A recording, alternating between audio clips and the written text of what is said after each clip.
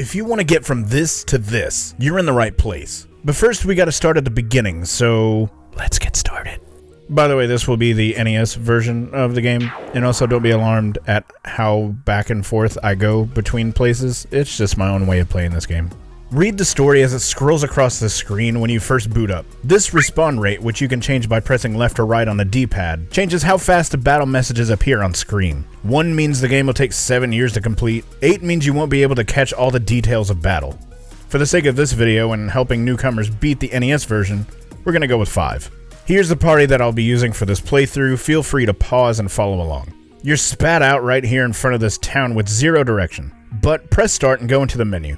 This is where you'll be spending a lot of time, so go around getting into different menus, magic, weapons, armor, status. The 4 lev up stat is important when grinding, which we'll be doing a lot of, as it tells you, well, how many experience points do you need to get to the next level. Easy enough. So we'll head into town, which is called Cornelia, or Coneria here, and go around talking to various townspeople where you'll discover that you should be doing 2 things: saving the princess and restoring the orbs. Oh, and here's Arilon the dancer. I've got a conspiracy video about her that we can talk about another time. Head into the weapon shop right here and you'll pick up a rapier for your fighter, wooden nunchucks for your black belt, a small knife for your black mage, and an iron hammer for your white mage. Now, it's not enough just to buy weapons. You have to equip them also. So go back into your weapons menu, select equip, and press A when highlighting these weapons. An E will show up indicating that you have in fact equipped that weapon with that character. Next, the armor shop. You'll need chainmail for your fighter and cloth for your 2 mages. Your black belt will pretty much be naked for the majority of this game. Equip everything just like you did with your weapons, and now we'll pick up some magic spells. Starting with black magic. All you need right now is fire for your black mage.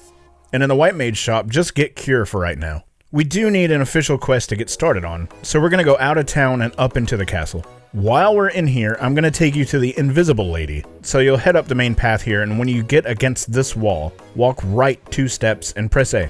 Now you're talking to no one. Anyway, everyone in the castle thinks that you're the Light Warriors, and once you get up to the king's quarters, now the game starts. Rescue Princess Sarah.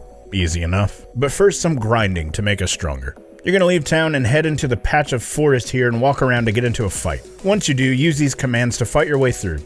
Just use the fight command as you don't want to use up your magic spells yet. You can only cast them a small number of times for right now. Select the action fight and then plan which character will fight which enemy. If an enemy gets terminated before a character attacks it, your character will just attack the air, and the command will be ineffective. So it's important to plan battles and not just hold the A button down to breeze through them. With the first fight done, keep going with this until you hit level 2, using your 4 lev up in your status menu to keep track of how close you are. Getting to level 2 doesn't take forever, but we are going to spend a good chunk of this game grinding. If your characters are getting low on health, feel free to use a cure spell in battle or outside of battle and heal them up. Once you're level 2, head straight for the inn, and then we'll head directly to the castle we need to visit to fight our first boss, Garland.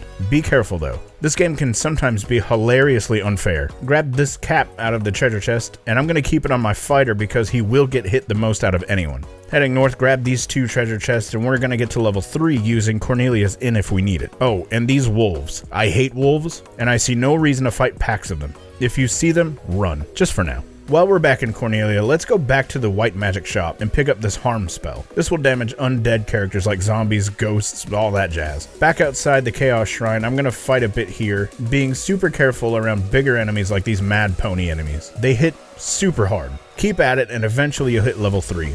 Again, always use Cornelia's Inn if you need to. Now we're going straight after Garland, our first boss fight. Don't worry, you'll do just fine. Garland is simple. Being at level 3 with a fire spell and a cure spell, you're unstoppable. Literally unload your fire spell on him, cure when you need it, and slap him with your weapons. It's an easy fight that won't deal you too much damage. Talking to Sarah, you'll be taken back to town where the king will have this bridge built, and you'll get the loot from Sarah. Stay at the inn again and make your way directly north where you'll see your first cutscene, and the game of Final Fantasy 1 opens up. That was the tutorial level. Now the real game begins. Heading north, we'll run into the cave of the witch Matoya, steal her treasures, and then we'll grind right here until level 4. Once at level 4, head to the inn, and we're going to make our way back to the same area for some more grinding to get to level 5. Yes, it's a ton of grinding, I know. But in the early days of RPGs, there wasn't a lot of room on these NES cartridges, so they had to increase playtime with what they had, so the player felt like they got their money's worth out of the game. I promise the game will really open up soon enough, and will be powerful enough to blow through these dungeons in no time. We just gotta get through the hard stuff first. At level 5, rest in the inn one more time, and we're gonna make our way east to the town of Provoca, where we will have our second boss fight. It's pretty easy, don't worry. Once in Provoca, we're gonna head straight to the second boss, BK. BK and his henchmen are super simple. Just be at level 5 and attack them with everything you have. I really wish there was more to it. Now, if you did have the sleep spell, it might be a touch easier, but we need all the money we can get right now, so just lay them out with everything you got. After the fight is over, talk to BK and you'll gain access to the ship. But before that, head down to the armor shop and get 3 gloves for your fighter and mages, and a wooden shield for your fighter. Equip everything and head to the white magic shop. Here we'll only need a lit. Down to the black magic shop where we won't buy anything yet to save money. At the weapon shop, same thing. We're about to find some new weapons soon, so just continue on. Take your ship to Cornelia, running from every single battle at the moment. Visit the inn, and the reason I keep going back to this is because it's the cheapest inn in the game. Whenever you board the ship, quick note, if you come across Kaizoku, please fight them.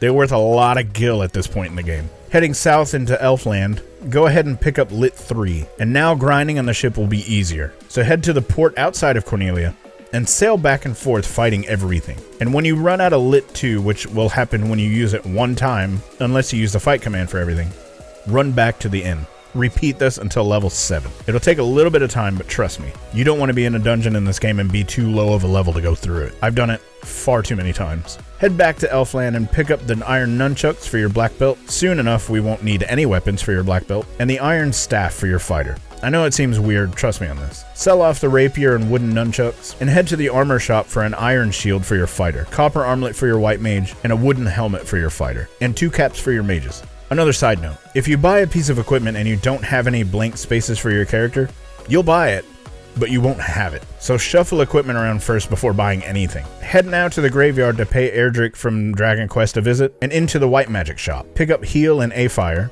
Over to the item shop, pick up around 10 to 12 each of the heals and pures. You'll need them for this next dungeon, the Marsh Cave. Visit the inn and head west, north, west, and south all the way to the Marsh Cave. As soon as you're in there, we're going to take the northern path. But really quick note, any green scum enemies that you find, just run for now. They take a lot of dishing out, and we're not quite equipped for that yet. Also run from gargoyles, scorpions, or any large packs of anything that aren't undead. If they are undead, just use the harm spell we bought back in Cornelia. Head to the stairs, and we'll find a large knife for your black mage, 680 gil, a short sword for your fighter, and 620 gil. And now I'm going to head all the way back to Elfland to hit up the inn real quick. It's worth the time, I promise. Heading back down in the Marsh Cave, we'll take the southern path until we see a ladder. All the treasure chests will be empty on this floor, so we're going to immediately head south until we hit the southernmost wall, and then to the right where we'll see some doors, and head down to the last floor. In this first room, get the iron armor for your fighter and equip it. Immediately head south to the next row of buildings, and in the one to the right we'll find a house and an empty chest. The room directly south houses the next boss battle, Wizards.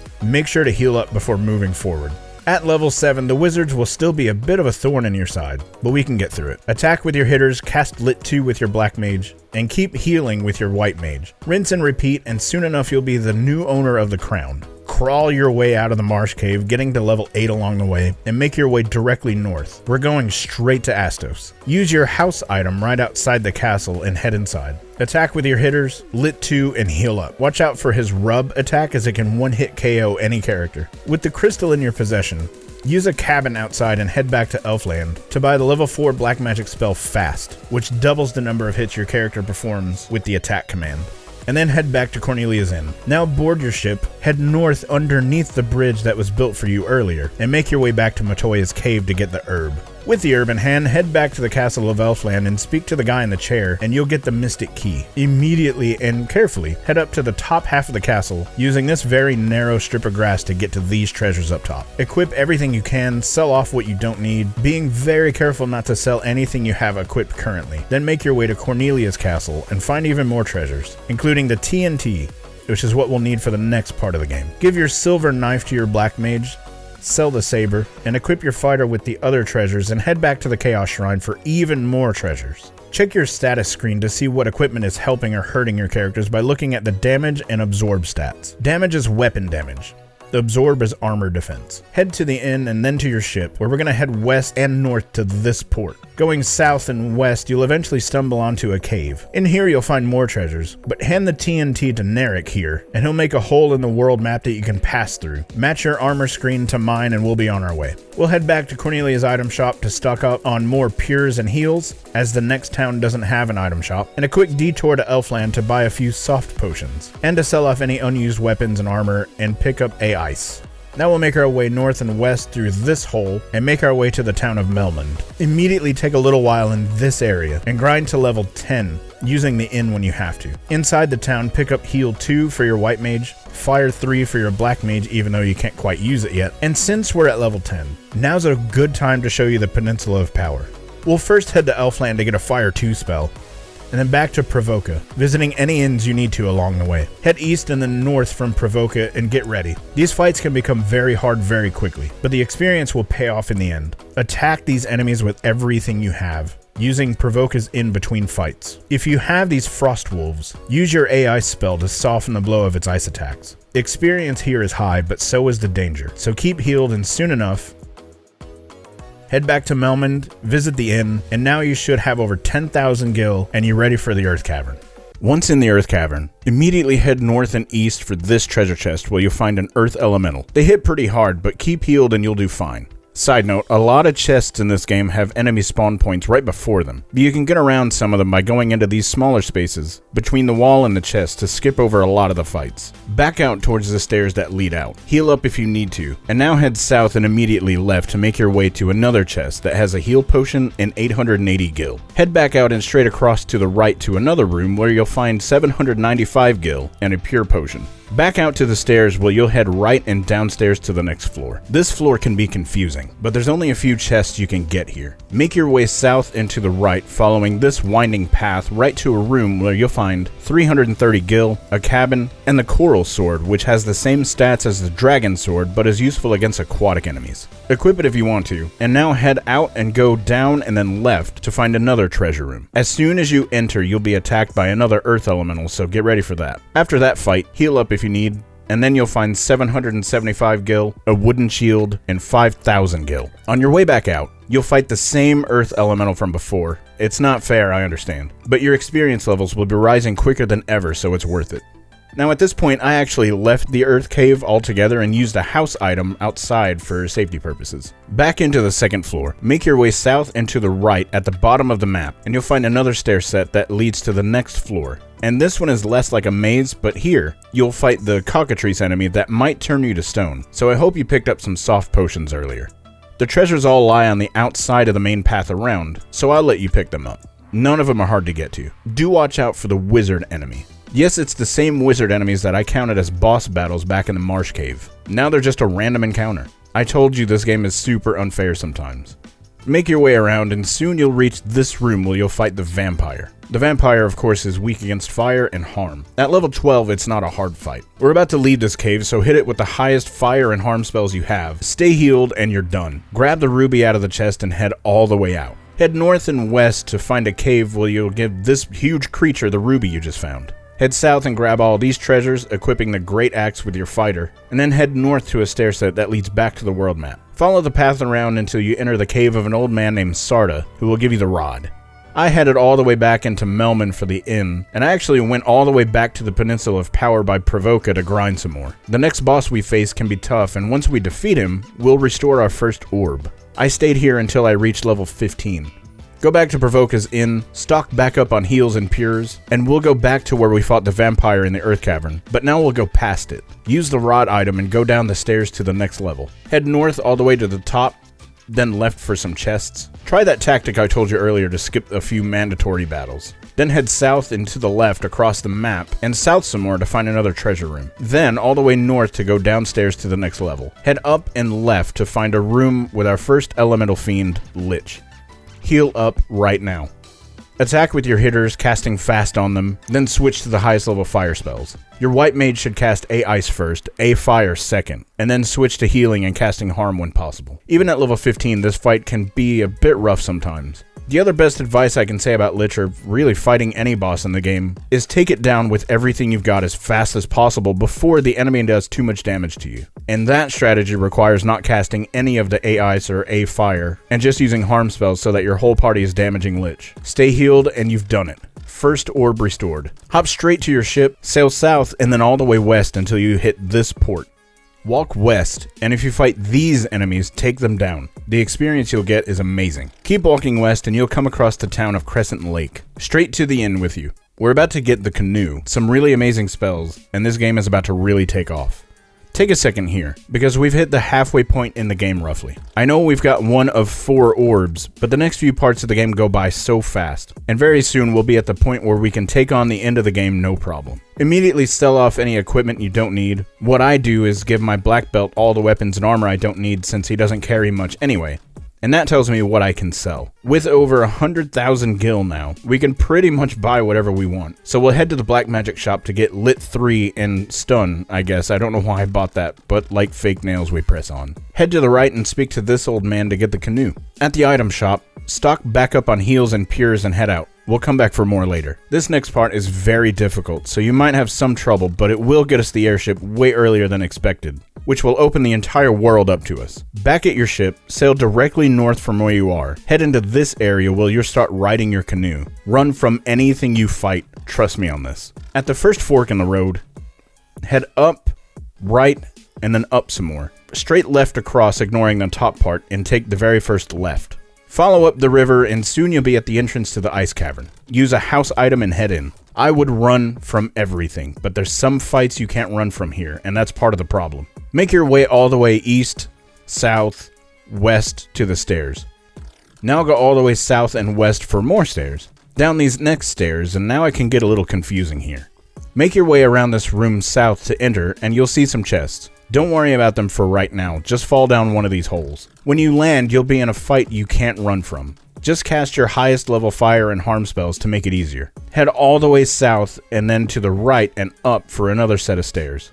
Go in this room and out of the same room, going east to another room and fall down the hole here too. Now we just have to fight one more creature before we get the item that will give us the airship. Move fast with this enemy. It has attacks that can one-hit KO your party members. Attack it with all you have and quickly you won't ever remember it looking at you. Oh, and I got to level 16 here.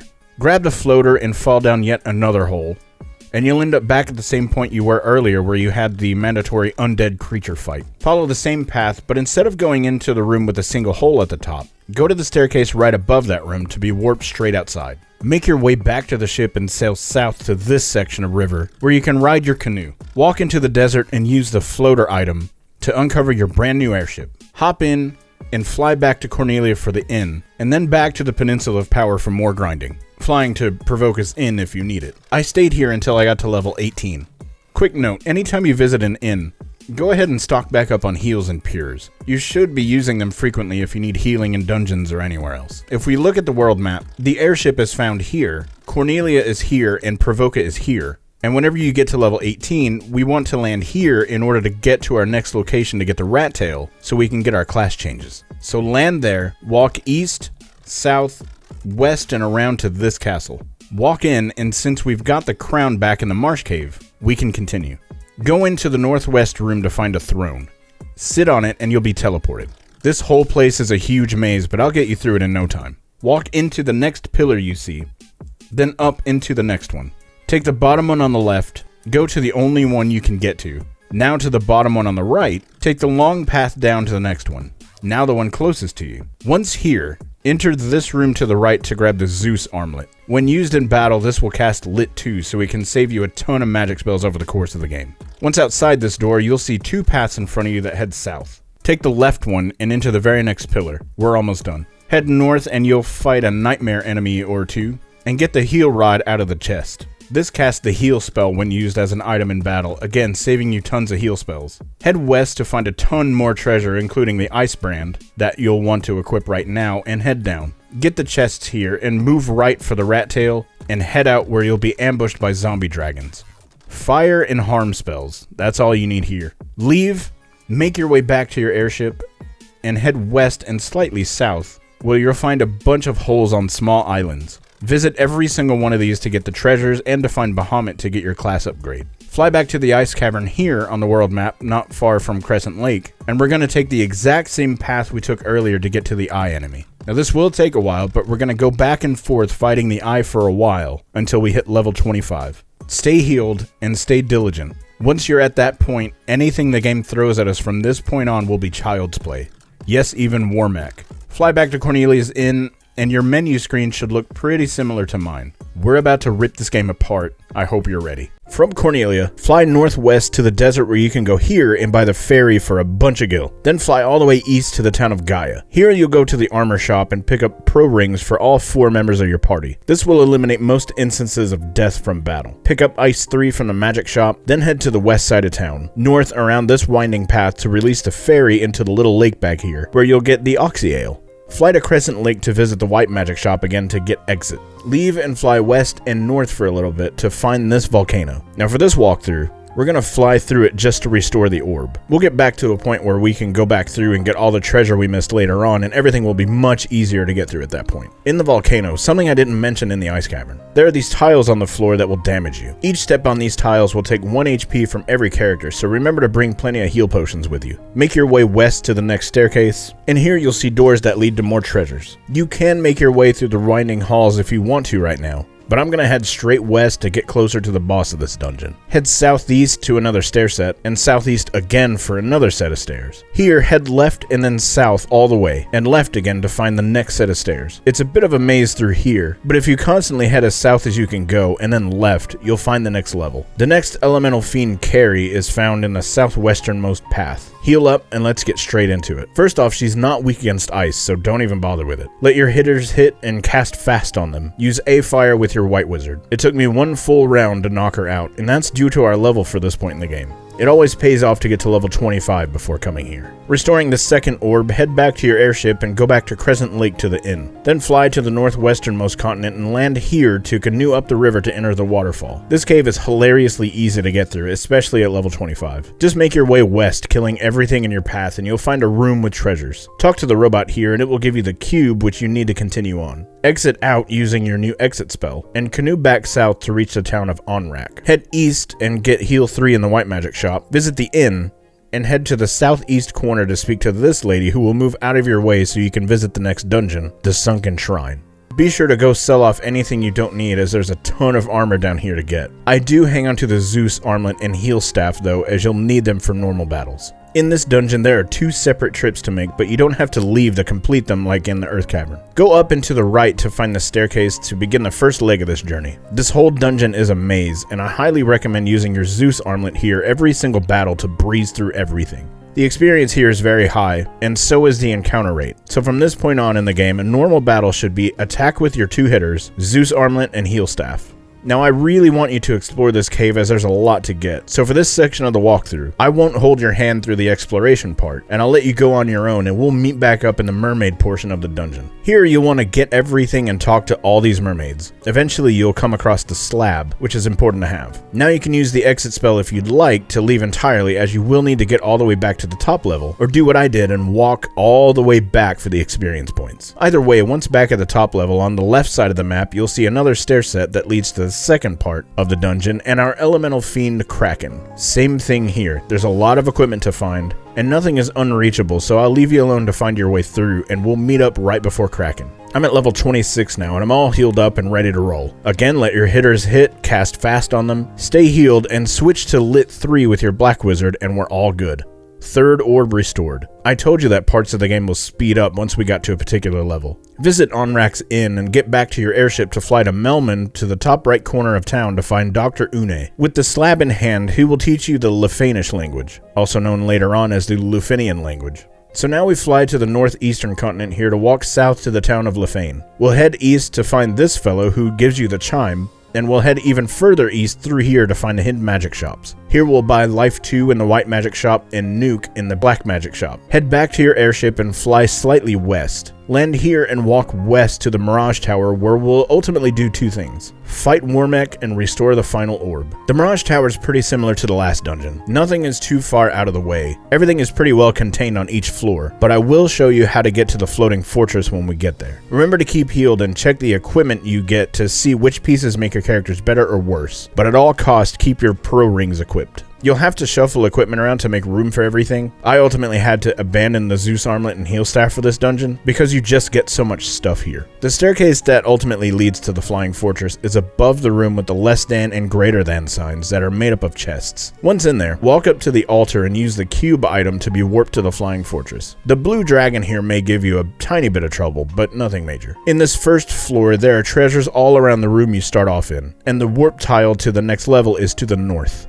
Once there, same thing. Visit each room to get the treasures, making dang sure you get the adamant item in the very southwest corner. The exit is south of those treasure rooms. In this room, the treasure rooms are a bit more spread out, but nothing crazy. The next warp is just to the west of the warp that got you here. The next room can be super disorienting, but if you head east past 2 black boxes, and south past the same black box plus one more, you'll find the warp to the final floor. I headed all the way up into the next room, and then just out of it and ran from a few fights until I ran into Wormek. He immediately started off with nuclear, so make sure to be healed up all the way. Cast fast on your hitters just like normal. Your white wizard should only be healing. Keep on and it'll eventually be done. Not too hard, right? Heal up, head north, and we're going to take down Tiamat. The strategy here is the exact same strategy as Wormek. Cast fast on your hitters, stay healed, and just unload. Done.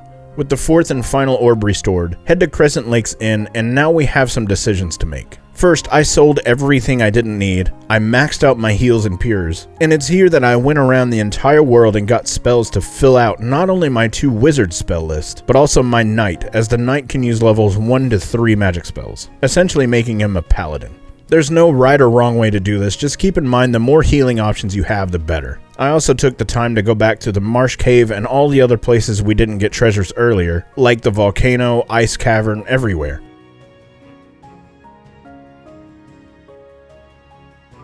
And once I did all that, I was at level 29. This was my final weapons menu screen, pause if you need to, and this was my final armor menu screen, pause if you need to. Fly to the Chaos Shrine for the final dungeon in the game. This is it.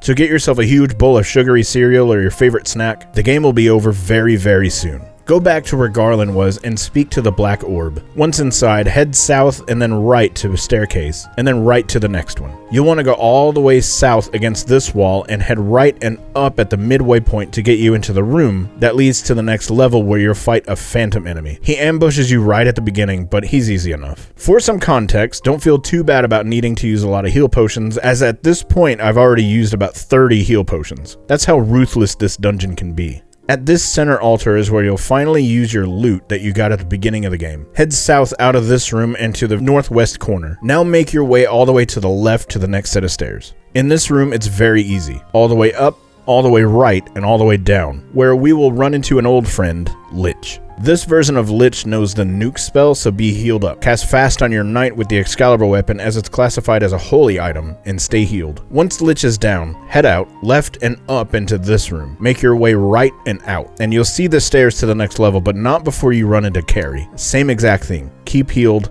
fast your hitters, and move on. This next room is a little bit of a maze if you're not ready for it. At the stairs, head into and out of the room, down and right to this entrance. Follow the room out here, head up into this room, out to reach the lower center of the room, and to the right where you'll run into Kraken. Same strategy as before, but Kraken can hit pretty hard, so stay healed. Hopefully you haven't been using your higher end heal spells, as we'll need that for the Chaos fight coming very soon. I've been using a mix of heal potions and lower leveled spells from my knight as well as my white wizard. The next room houses the best weapon in the game, so head all the way to the southeast corner through this zigzag hallway to find it. Equip it with your black mage, as it can be equipped by anybody. So now you have 3 heavy hitters, and head back to the top of the map and east to run into Tiamat. Same exact strategy, except I would cast fast on your black mage now and start hitting with that weapon sooner than later. Head north and east for the final floor of the game. On this floor, there are no encounters or anything.